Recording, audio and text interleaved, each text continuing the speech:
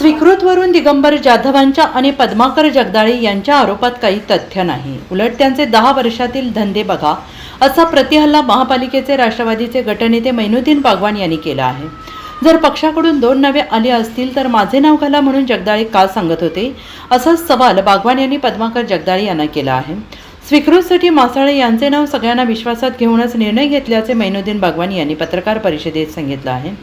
पद्माकर जगदाळे यांनी मला लखोटा दिला तो मोकळाच होता आणि मला पक्षाचे पत्र मिळालेच नाही, असा खुलासा मैनुद्दीन बागवान यांनी केला. मिरजेच्या 9 पैकी 1 नगरसेवकांनी त्यांची बाजू घेतली. उलट पद्माकर जगदाळे यांनी मला स्वीकृत करा किंवा दिगंबर जाधव यांना स्वीकृत करा म्हणून इच्छा व्यक्त करून आर्थिक आमिष दाखवलं, असंही मैनुद्दीन बागवान यांनी म्हटले. मिरजेतील 8 नगरसेवकांनी अशोक मासाळे यांचे नाव निश्चित केले. पद्माकर जगदाळे हे स्वतः स्वीकृतसाठी इच्छुक होते. त्यांनी पैशांची ऑफरसुद्धा दिली, ती मी नाकारली म्हणूनच माझ्यावर आरोप केले जात आहेत. अशोक मासाळे यांनी पक्षाकडे प्रभाग 10 मधून पक्षाकडे उमेदवारी मागितली. मासाळे पक्षाचे रीतसर सदस्य आहेत तर दिगंबर जाधव हे पक्षाचे सदस्य सुद्धा नाहीत. उलट पद्माकर जगदाळे यांनीच मासाळे यांना स्वीकृतचा शब्द दिला. मात्र याबाबत योग्य वेळी पक्ष नेत्यांकडे खुलासा करू असा दावा मैनुद्दीन बागवान यांनी केला. आणि यावेळी नगरसेवक अशोक मासाळे, नसीम नाईक, शेरिंग पिरजादे, आझम काजी, आरिफ चौधरी, शिवाजी दुर्वे उपस्थित होते. त्यांनी मला पैशाची देखील ऑफर दिली. पद्माकर जगदाळेने, दिगंबर जाधवने सुद्धा मला पैशाची ऑफर दिली. मी त्यांची पैशाची ऑफर तुम्ही मागितलं असं म्हणणं आहे त्यांचं. त्यांनी दिली. विचारावं, पैशाची ऑफर त्यांनी दिली.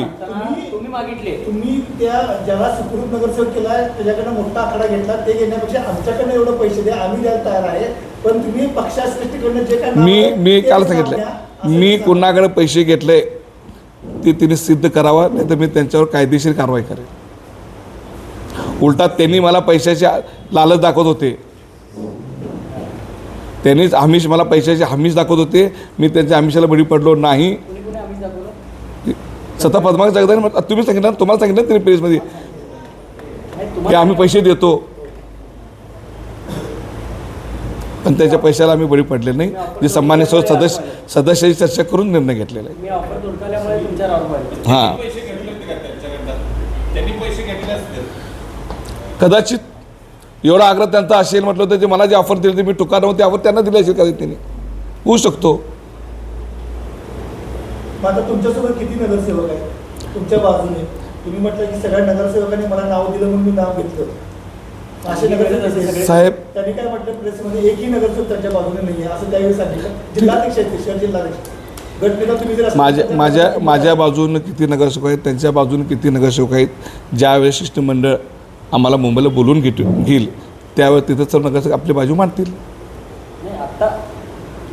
मी काय म्हणतो, तुमच्या माहितीसाठी सांगतो ना, मीच सांगितलं ना, 9 पैकी 8 जणांनी समर्थन दिलं. तुम्हाला लक्षात आलं असेल त्यांनी. नाही, सांगली मिरज कुपवाड असा भेदभाव नाहीच आहे. सांगली मिरज कुपवाड तिन्ही मिरज एकत्रच आहे. सांगली मिरज कुपवाडचा असं भेदभाव नाही. ठरलं तर माझं मत मिरज कोटा सांगली कोटा असं नाही, काहीच काय संबंधच नाही. आता तर हे जे प्रकार सगळा घडलेला आहे, पद्माकर जगदाळेंनी सांगितलं हे सगळं फक्त आर्थिकसाठी घडलेलं आहे आणि ही वृत्ती चुकीची आहे. ही वृत्तीला ज्याला काढल्याशिवाय परत होणार नाही असा पायंडा पडेल. त्याला ज्या घोडाबाद करून जे साधायचं होतं, उपमहापौर साधून घेतला, यावर सत्ता आला नाही म्हणून ते आरोप करतात माझ्यावर. सत्ता इच्छुक होते, त्यांनी मला सत्ता डिमांड बी दिली, ऑफर बी दिली. त्यांनी स्वतः मला ऑफर दिली, त्याची ऑफर मी नाकारली, धुडकावून लावली. नुसता नगरसेवक नसून तर काही पदाधिकारी देखील आपल्या सोबत आहेत. योग्य वेळी ते पत्रकार सोबत, नगरसेवक आणि पदाधिकारी आम्ही आमचं म्हणणं शिष्टीकडे माने. आणि तुम्हाला माहिती आहे, मला आज अखेर त्यांनी ते पत्र दाखवलेलं नाही. दाखवलं आलं का सांगणार मी. नाही आला माझ्याकडे, नाही आला माझ्याकडे तर आला नाही. मला पक्ष सावंत नाव कसं फायनल झालं? एक नाव त्यातलं कसं काय तुम्ही फायनल केलं? सगळं मतानेच केलं. 6च्या 6 मिरजेत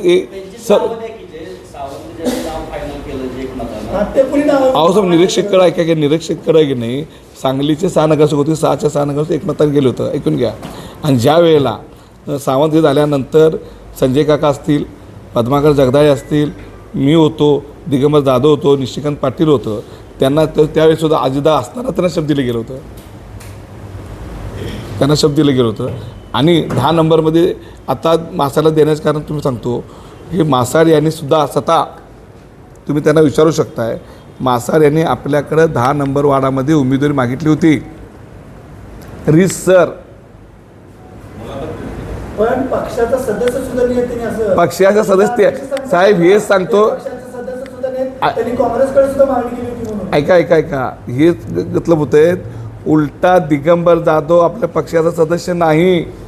मासाळ हे आपल्या पक्षाकडनं सर उमेदवार मागितलेले आहे वार्ड नंबर 10 मध्ये. त्यांनी पण ते बायकोनी पण दोघांनी सर हे मागितलं. ऐका ना मग सदस्य पण तर आहे का? अहो तुम्ही ज्या वेळेस सदस्य मागून घेता तेव्हा सदस्य करून घेतायच.